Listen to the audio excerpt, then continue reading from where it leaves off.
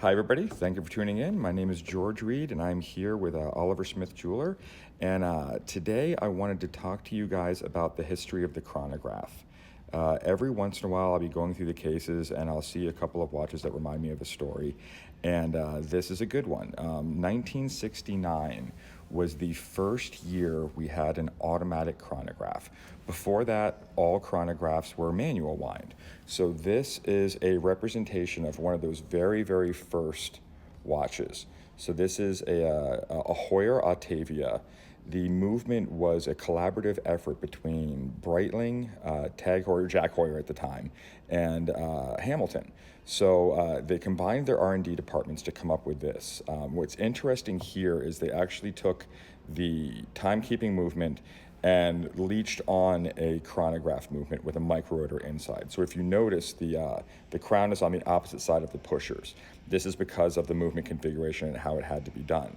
Now, later on that same year, you had a little company called Zenith come out with the venerable El Primero. So this was the first integrated chronograph that was automatic. So it was literally designed from the ground up to be an automatic chronograph.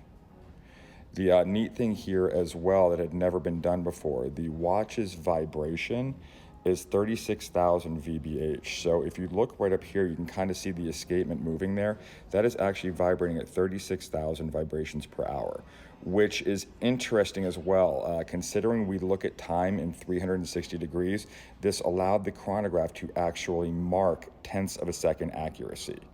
Now, one thing nobody likes to talk about is before these two even came out, it was a Japanese-only release, but Seiko already had an automatic chronograph out there. So the Swiss guys kind of maybe lost that race. It was all the same year, so it really doesn't matter. But what I like is things like this. Moving forward, you have a Tag Heuer Monza. Now, this has Tag Heuer's Calibre 36 in it, which is actually the same movement as the Zenith El Primero.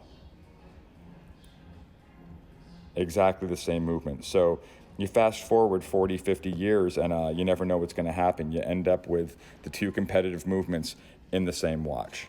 So that is the story of the first automatic chronograph. Thank you so much for tuning in.